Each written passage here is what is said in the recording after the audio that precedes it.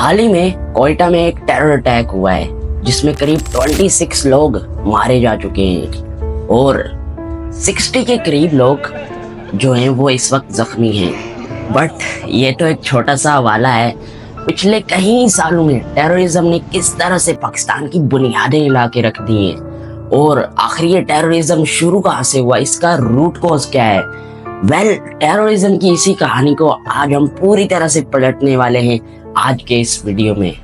अब देखिए, सारा गेम जो है वो 1979 में शुरू होता है।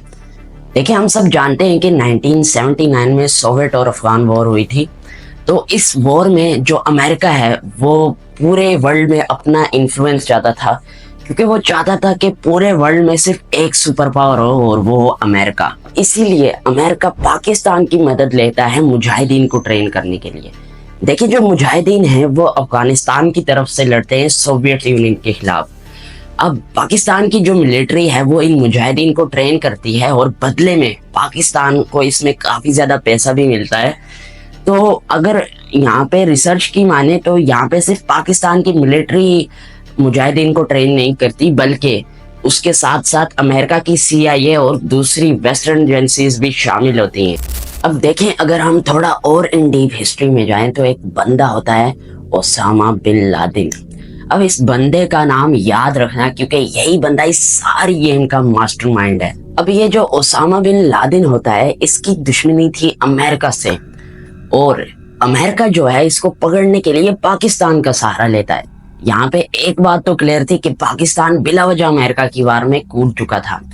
लेकिन यहाँ पे एक सवाल और भी उठता है यार, कि जो ओसामा है वो तो एक जिहादी मुजाहिद था, फिर वो अमेरिका से कैसे दुश्मनी पाल सकता है। बट इस चीज को समझने के लिए हमें थोड़ा और डीप जाना पड़ेगा, क्योंकि हिस्ट्री जितनी दिख रही है आसान उतनी आसान है नहीं। हम सबको पता है कि 1973 में एक फेमस अरब इजराइल वॉर हुआ था, जिसमें जो इजराइल है उस पर अरब की 4-5 कंट्रीज ने मिलकर हमला किया था। इस वक्त जो इजराइल है वो मुसलमान को मार रहा था और मस्जिद अक्सा पर भी कब्जा करने की कोशिश कर रहा था। तो इसीलिए जो अरब कंट्रीज है वो पूरी तरह से पैलेस्टीन के साथ थी और तो अमेरिका है वो उस वक्त इजराइल का साथ देता है। अब इसी वजह से ओसामा अमेरिका और ज्यूज के बहुत ज्यादा खिलाफ हो जाता है। ओसामा चूंकि मजहब के बहुत ज्यादा करीब था, इसीलिए ये चाहता था कि वो फलस्तीन की हिमायत करे और इसे ज्यूज से आजाद करवाए। अब ये भाई साहब जो हैं उस वक्त सऊदी अरब में अपनी एजुकेशन कंप्लीट कर रहे होते हैं और एजुकेशन के दौरान जब ये किंग अब्दुल अजीज यूनिवर्सिटी में आते हैं तो वहाँ पे इनकी मुलाकात डॉक्टर अब्दुल्ला आज़म से होती है, जो कि इनको कहते हैं कि इन्हें मुसलमानों के दिफा के लिए जिहाद करना चाहिए। अब इसको लेके ये भाई साहब जिहाद को लेकर और भी ज्यादा कंट्रोवर्शियल हो जाते हैं। अब 1979 की सोवियत अफगान वॉर में ये भाई साहब अफगानिस्तान चला जाता है अफगानिस्तानियों की मदद करने के लिए और 1980 से 1984 तक ये वहीं पर सोवियट्स के खिलाफ अफगानिस्तान की तरफ से लड़ता रहता है। और 1984 ये एक ऐसा टाइम था कि जब ये अफगानिस्तानियों के लिए एक जमात बनाता है जिसका नाम कुछ मकतब अल खिदमत करके होता है। ये भी एक टेरर जमात ही थी जिसका मकसद अफगानिस्तान और अरबों को ट्रेन करना था ताकि वो सोवियट्स के खिलाफ लड़ सके। अब इसी जमात के जरिए ओसामा पैलेस्टीन को ज्यूज से भी आज़ाद करवाना चाहता था। इस वक्त ओसामा का जो मेन मरकज था वो पेशावर था, जहाँ पे ये रहता था और वहीं पे ये मुजाहिदीन को भी ट्रेनिंग दिया करता था। साल होता है 1988 जब जियाउल हक की मौत हो जाती है। तो तब ये एक मीटिंग बुलाता है और इस मीटिंग में जो मकतब अल खिदमत है, जिसने बाय द वे खिदमत वगैरह तो कुछ नहीं की थी, उसको चेंज करके उसका नाम रख देता है अल कायदा और उसका प्रेसिडेंट भी ये खुद ही बन जाता है। और फिर ये लोग अफगानिस्तानियों की मदद करते हैं सोवियट्स के खिलाफ। साल 1979। तो साल 1979 आते आते जो सोवियट्स हैं वो अफगानिस्तान को छोड़कर चले जाते हैं और इस तरह अफगानिस्तान और सोवियत यूनियन की वॉर ख़त्म हो जाती है। और इस तरफ जो ओसामा है वो भी अफगानिस्तान से निकलकर सऊदी अरब चला जाता है और वहाँ अपना बिजनेस वगैरह देखने लगता है। मगर अभी सब ठीक चल रहा होता है और लग रहा होता है कि जंग वगैरह रुक गई है, सब अमन हो गया है। लेकिन जब साल 1990s आता है तो ओसामा की नफ़रत अमेरिका के ख़िलाफ़ एक बार फिर से बहुत ज़्यादा बढ़ जाती है, जब सदाम हुसैन कुवैत पर हमला करता है और गल्फ़ कंट्रीज़ में वॉर छिड़ जाती है।